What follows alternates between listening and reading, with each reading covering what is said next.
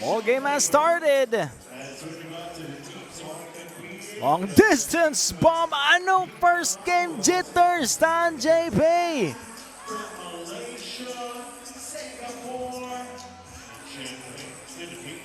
2-0. Fu Suiying lets it fly off to the left. Talk about setting the tone. Tan Peiji hitting that deuce. Kasi nakakahawa yung mga ganun napapanood mong kasama mo sa programa eh. Maganda yung pinapakita. Gusto mo rin gayahin in a way. May added pressure din yun kahit papano. But good pressure, not bad. It's all about perspective. You know, to me, any pressure is good pressure because it forces you to play better, di ba? It's sink or swim situation.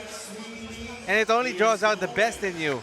Tan Kang-yi, after losing against Unatex Dream, eto, nakapasok na ng dos. Here she goes again, Tan Kang-yi. Third time's the charm. And you see the aggressiveness on the part of Tan Kang-yi.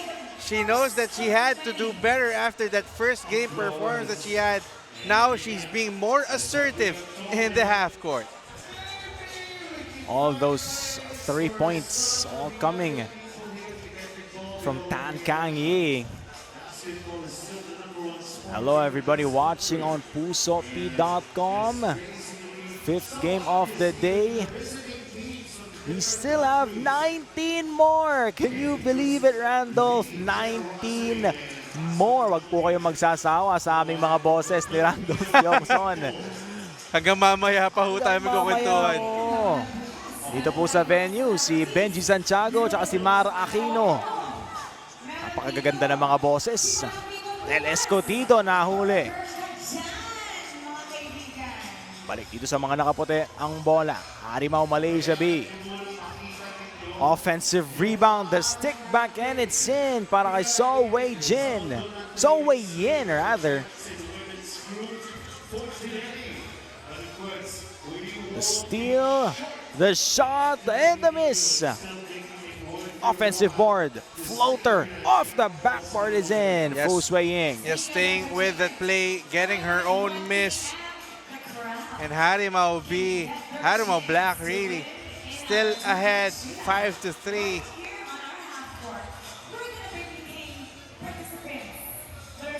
And you know, Charles, for the Harimau program, kumbaga it's not just a one-time thing. Some join competitions like this, parang one-off yun eh. For them, it's a program that you know that they're gonna build up for the Asia Cups, the SEA Games even. And they want to gain these exposure and experience playing against the best, not just from the region, but around the world, really. A lot of basketball ground being covered. Itong mga teams natin from all over the world. Singapore, Malaysia, Vietnam, Japan, Philippines, of course. Need we say more? Of course, meron pa tayong mga imports. Yep. No? Cameroon, Nigeria. Benin. Obviously for jump shot, Spain. Diba? With Verano Spain, here. oh. Escotido. The snatch back. The attack once again. 3 seconds remaining. Puts it up. That's a miss. 5-3 is the score. Down to 5 seconds to gather. And the layup is good. Tan Peiji. Verano steps back from deep. It has been that kind of day for her. Struggling is an understatement para dito kay Violeta Verano. Still can't get her rhythm going habang ito namang panig ng Harimau Malaysia B just cruising. The timeout has been called 6-3 with 6:30 remaining. A lot of time still left. Still everybody's ball game within striking distance lang naman itong jump shot.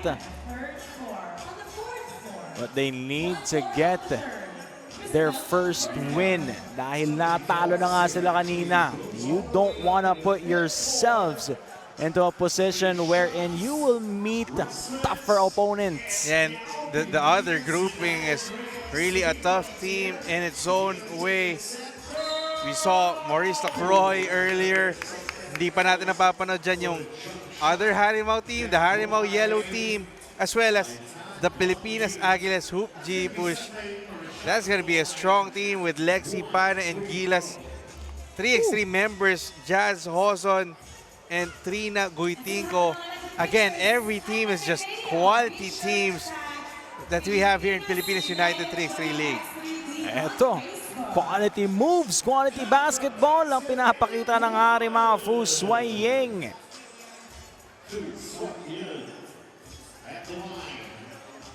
Again, no, for Harimau Malaysia squad, gaya ng mga counterparts nila kanina, not the tallest of players in this competition, pero yung accuracy nila at yung confidence is just off the roof. Yeah, the discipline, following what you practiced for so long, heading into this competition.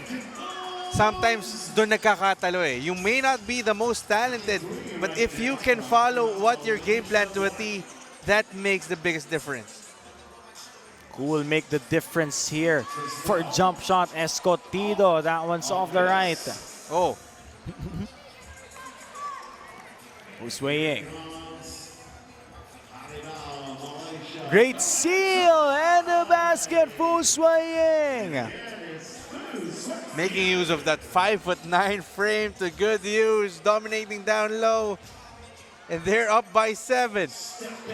And finally, Violeta Verano knocks it down from distance.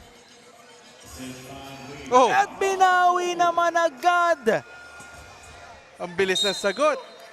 Tan Pei Ji. She's been just exceptional in this game. Ito yung una from Violeta Verano.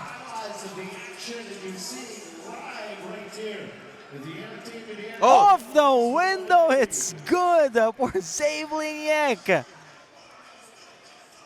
Hindi sila makakabawi ngayon pero sa kanila pa din ang bola. Yek. that's traveling. Clear violation from Yek. A lot of people have showed up. Daming nanonood sa atin dito sa ating venue, Ayala Malls Manila Bay Activity Center.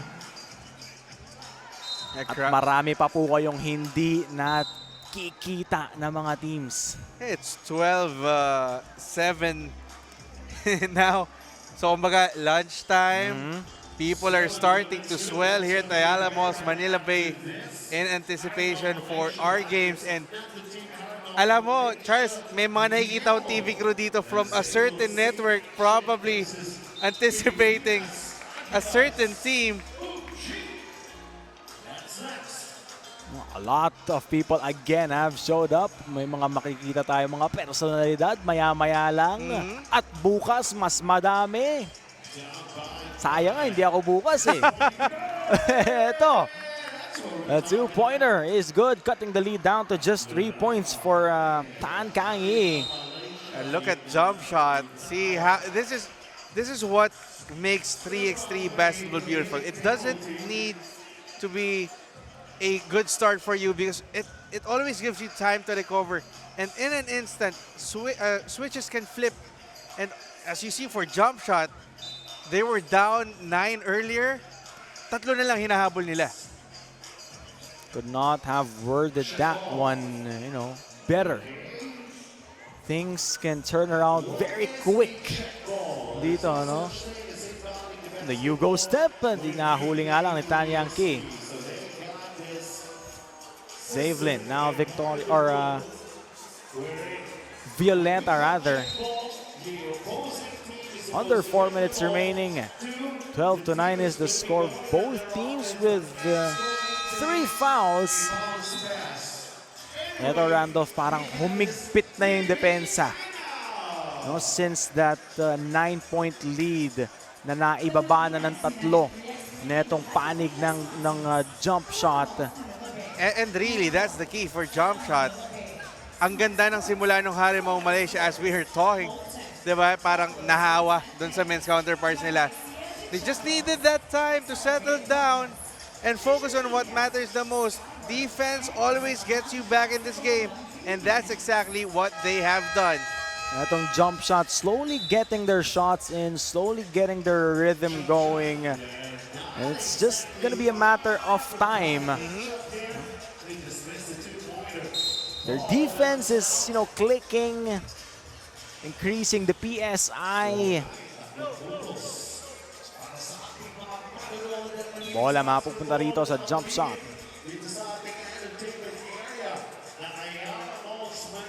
Save Liniek. Can't get that one. Quick trigger. No. Offensive board. 10 seconds to work with for the women in white. Down to 5. The step back from long distance. No. 10 seconds. Oh, fouled. Counted. After missing numerous shots, there's that floater. Tan Pei-Ji. She's been the most consistent performer for Harimau Black in this game.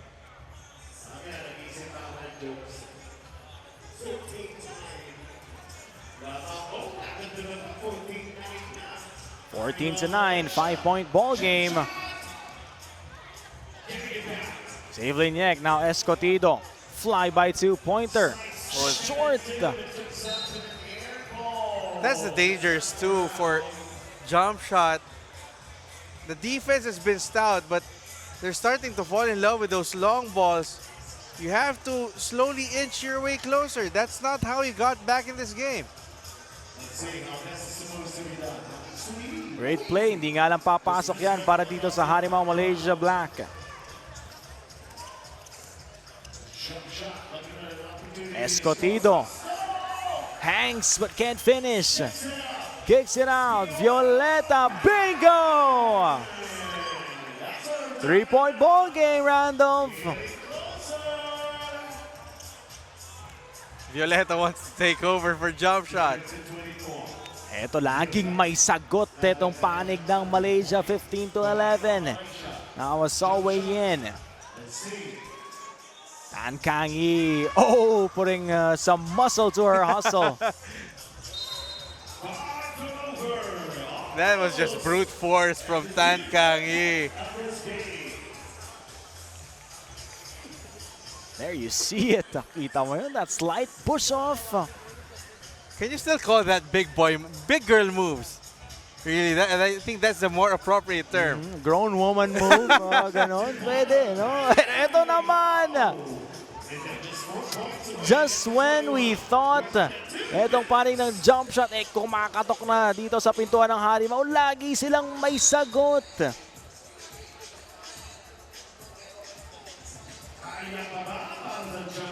That was just a gorgeous attempt from Harimau Malaysia. No one marking for that deuce.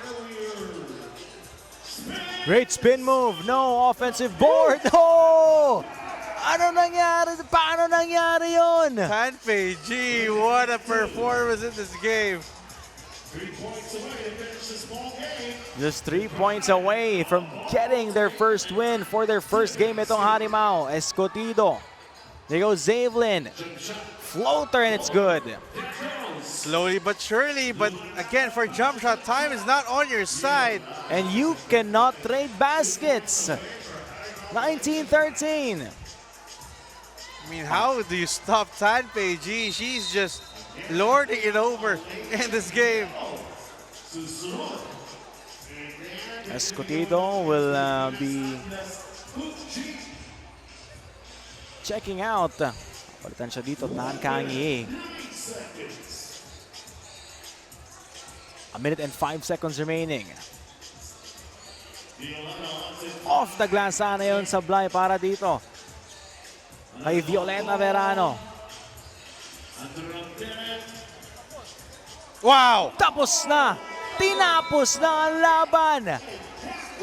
And who else? It's Stan Peiji once again. Oh my goodness! 21-13 is our final score. The Malaysians